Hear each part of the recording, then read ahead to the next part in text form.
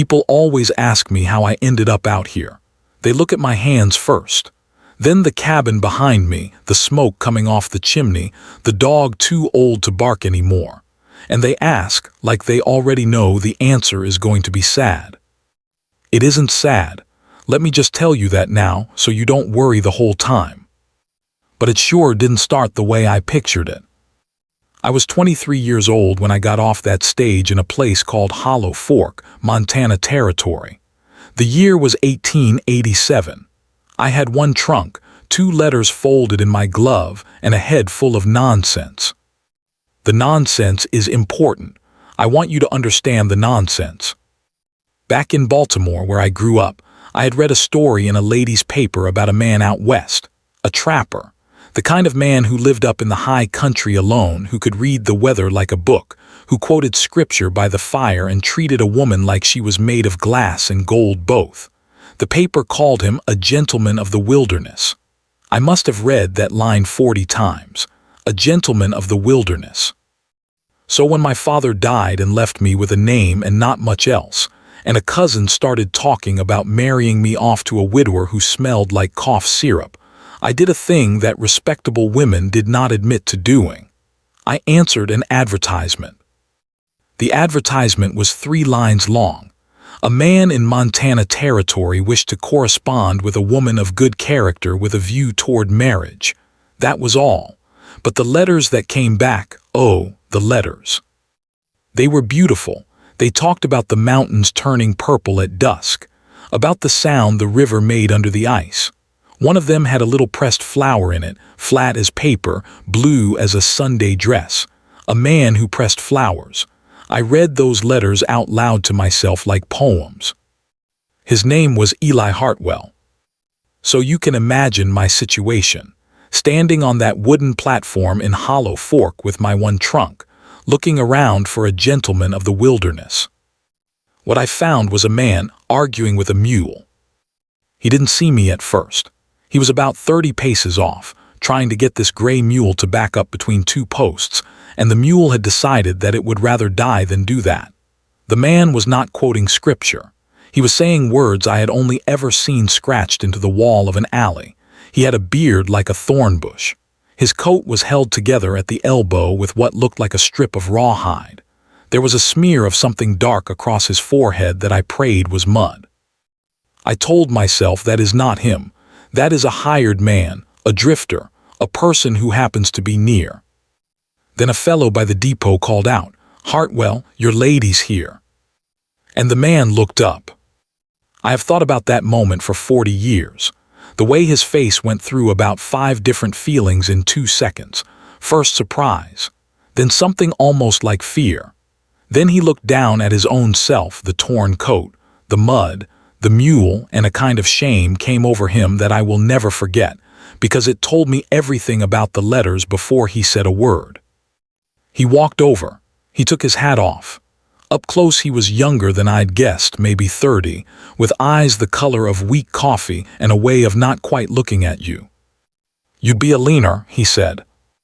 "I would," I said. "You'd be the man who pressed me a flower." He turned red all the way up into his hairline. "Ah," he said, "about that. Here is the part that should have sent me right back onto that stage. The letters weren't his. A friend of his had written them. A schoolteacher down in town, fellow named Cobb, who could turn a phrase and felt sorry for Eli being up there alone. Eli would tell Cobb roughly what he wanted to say, and Cobb would dress it up into something a woman in Baltimore might fall for. The pressed flower had been Cobb's idea. Cobb had picked it. Eli told me all this standing by the mule, twisting his hat in his hands, because, and I learned this about him over the years, the man could not tell a lie to your face to save his life. He could let one sit in a letter, but not look you in the eye and say it. "So you don't read scripture by the fire," I said. "I fall asleep by the fire," he said, "most nights with my boots on. And the mountains turning purple." "They do that," he said quickly, like he was glad something had been true. "That part's real. Cobb just made it sound better than I could." I should have been furious. Part of me was. But there was something about a grown man standing there so plainly ashamed of himself, telling me the whole ugly truth when he could have just smiled and lied, that made the fury have nowhere to land. "Well," I said, "what did you actually want, Mr. Hartwell, when you put that advertisement in the paper? What were you hoping would step off that stage?" He thought about it. He was a slow thinker, Eli, and I'd learned that wasn't the same as stupid. "Somebody who could cook," he said. "I want you to sit with that the way I had to." I had crossed half a continent imagining a poet in buckskin, and he had been sitting up on a mountain hopping, more than anything in the world, that the woman who came would know what to do with a sack of flour and a hunk of venison. "I can cook," I said. That was the second lie told on that platform that day. The first was his. The second was entirely mine. Because I could not cook, not one thing. In Baltimore, we had a woman named Hattie who cooked, and my entire contribution to a meal had been to walk into the dining room and sit down. I had never lit a stove in my life. I'd seen one lit from across a room, once. But I had just crossed a continent, and I was not getting back on that stage to go marry a man who smelled like cough syrup. And so I looked Eli Hartwell dead in his weak coffee eyes, and I told him I could cook. He let out a breath like a man setting down a heavy bag. "Then I expect we'll get on fine," he said.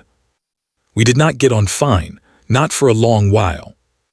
His place was up a track that took the better part of a day to climb, the mule complaining the whole way, me holding onto the side of the wagon and watching Hollow Fork get small and then disappear behind the trees.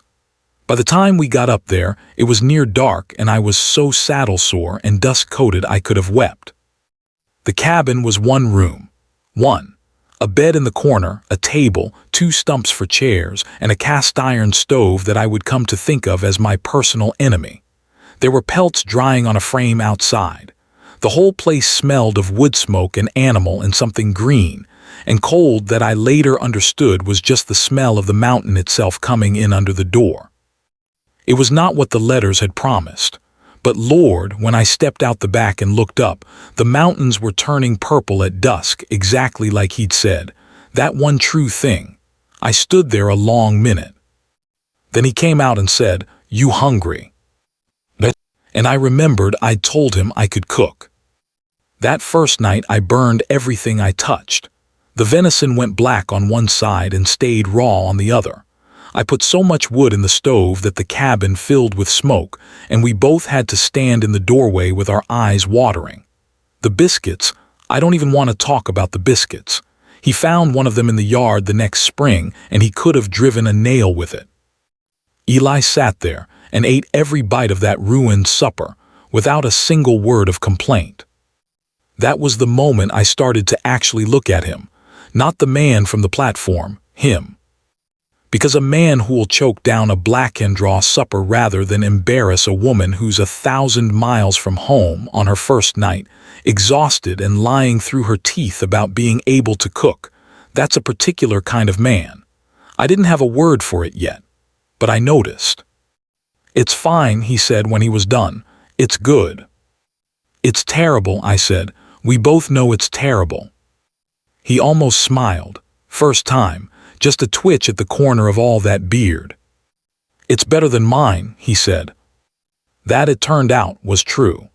The next morning he tried to make coffee and produce something you could have used to seal a roof. So there we were.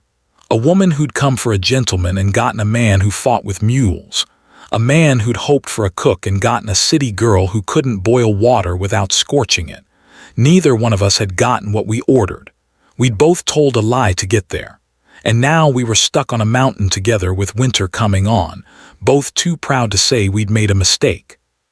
I have to tell you, looking back, those were some of the most miserable weeks of my whole life, and I wouldn't trade a one of them. The fall went by in a kind of Cold War. We were polite. That's the thing nobody tells you about being unhappy with a stranger you've married. It's terribly polite. We said please and thank you.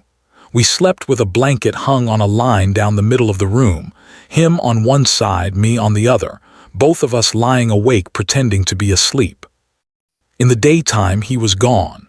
He ran a trapline that took him miles into the high country, and he'd come back at dusk wet and cold and smelling of the woods, with whatever he'd caught, and I would attempt to make it into food. I got a little better. I want to be fair to myself. By the end of October, the venison was at least the same color all the way through, but it had no taste. It was just brown and hot. I didn't know about salt, not really, not how to use it. I didn't know you could cook an onion slow until it went sweet. I didn't know any of the small kindnesses you do to food to make it want to be eaten. Hattie had known all of it, back in Baltimore, and I had never once watched her do it because I had thought myself above the kitchen. That's the part that shames me still. I'd had a teacher under my own roof for 20 years, and I'd looked right through her. Eli ate everything, every miserable plate, and it made me crazy. "Say something," I told him one night. "Tell me it's bad, I know it's bad." He chewed for a while. "If I tell you it's bad," he said, "you'll feel worse, and it'll still be bad, so what's the use?" "The use is, I might learn to make it better." He looked at me then, really looked, which he didn't often do. "You want to learn," he said, like the idea surprised him. "I want to not poison my own husband," I said. So the next morning before he went out, he showed me a thing, just one thing. He took a strip of meat and rubbed salt into it, real salt, more than I'd have dared, and he hung it where the smoke from the stove would touch it through the day. "Try that one tonight," he said, and he went out into the cold. That night, that piece of meat was the first thing I ever cooked that tasted like something. I remember standing over the stove and tasting it off the end of the knife and just stopping, because it was good. I had made a thing that was good. When he came in, I didn't say anything. I just put it in front of him, and I watched his face when he tasted it. He didn't say anything either, but he looked up at me with those weak coffee eyes, and something passed between us across that little table, and that was the first warm thing that had happened in that cabin since I'd arrived. That's how it went all through November, one thing at a time. He'd show me something in the morning, how to bank a fire so it'd last, how to tell when fat was hot enough, how to make a broth from bones I'd have thrown out, and I'd practice it all day and present it at night, and he'd taste it, and slowly, the Cold War thawed. And here is the thing I figured out about Eli Hartwell, standing at that stove. He wasn't a poet, he never would be. The man could not have pressed a flower if his life depended on it, but he knew things. He knew the mountain the way I knew my own name. He could look at the sky in the morning and tell you what the afternoon would do. He knew which water was safe and which would make you sick. He'd set a broken bird's wing once, he told me, real careful with those big rough hands, and let it go when it healed. The letters had described a gentle, refined man, and that man didn't exist. But the man who did exist was gentle in a way that didn't have any pretty words around it. It was just in what he did. In how he ate my terrible food without a word. In how he gave me one lesson at a time so I'd never feel stupid. In how he slept on the cold side of the cabin, by the door, where the wind came in, and gave me the warm corner without ever once making a show of it. I started to understand that the gentleman I'd come looking for had been the wrong thing to look for all along. The snows came in December and shut the world down to the size of that one room. You have not known quiet until you've spent a mountain winter snowed into a cabin. The trapline froze up. There was nowhere for Eli to go. So for the first time, he was just there all day, every day, across the table from me. We had to learn to talk. There was nothing else to do. He told me about his folks, dead of fever when he was 12, and how he'd come west at 16 with nothing. I told him about Baltimore, about my father, about Hattie the cook, whose last name I was ashamed to admit I'd never learned. He told me he'd put that advertisement in the paper after 3 winters alone had nearly broke his mind. I told him I'd answered it because I'd rather risk everything on a stranger than marry safe and small back home. "You're brave," he said one night, just like that, out of nowhere. "I'm a fool," I said. "Can be both," he said. By the deep of winter, the blanket on the line came down, I'll leave it at that. Some things a person doesn't put in a story for strangers. But I'll tell you, we were happy. Honestly, foolishly happy. In that little smoke-smelling room with the snow piled to the windows, he'd whittle by the fire and I'd read to him out of one of the 3 books I'd brought, and the meals got better and better until I'll say it, I was a good cook. I'd become the very thing he'd hoped would step off that stage, and he'd become something I hadn't even known how to hope for. I thought the hard part was behind us. That's usually right before the hard part, isn't it? It was February when Eli didn't come back. He'd gone out just for the morning, just to check whether the weather had broken enough to start thinking about the line again. The sky was clear when he left. He kissed the top of my head and said he'd be back by noon, and he took the dog and went down the slope into the trees. By noon, the wind had come up. By 2 o'clock, the snow was coming sideways, and I could not see the pelts on the frame 20 feet from the door. By dark, he wasn't back. I've never in my life been as frightened as I was that night, standing in the open door of that cabin with the cold tearing at me, screaming his name into a storm that ate the sound the second it left my mouth. I couldn't see my own hand. I knew everybody up there knew that a man caught out in a blizzard that hard didn't usually come home. You went numb and then you got warm, which was the lie the cold told you right before it killed you, and you sat down in the snow to rest, and that was the end.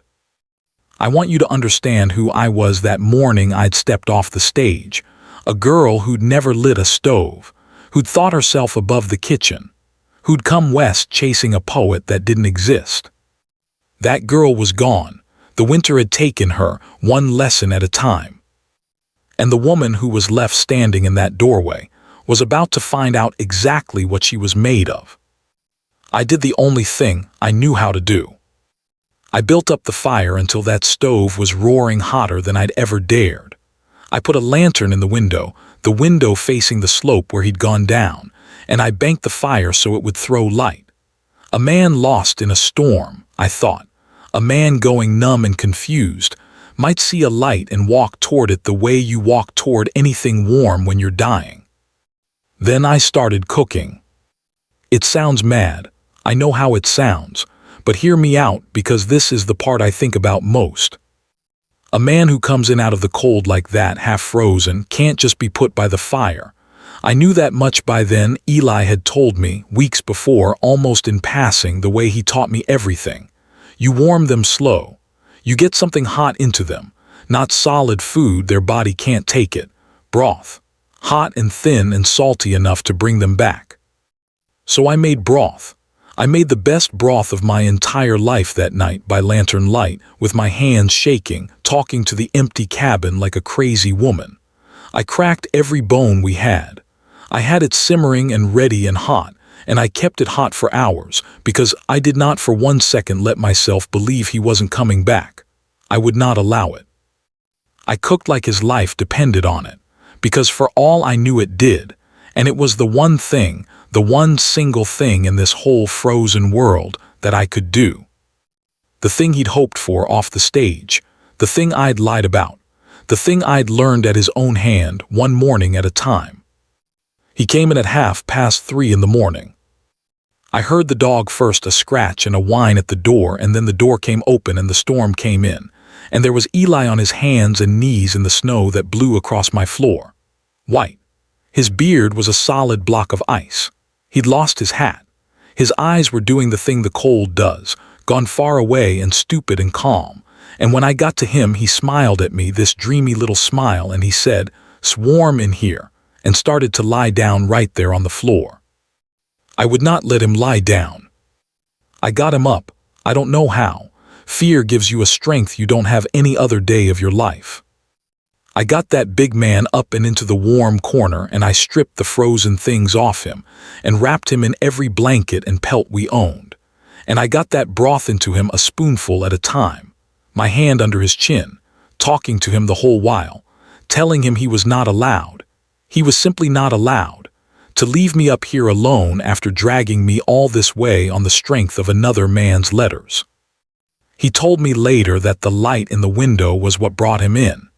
He'd been turned around in the trees, going in circles, going numb, ready to sit down, and he'd seen a glow up the slope and walked at it because he couldn't think of what else to do.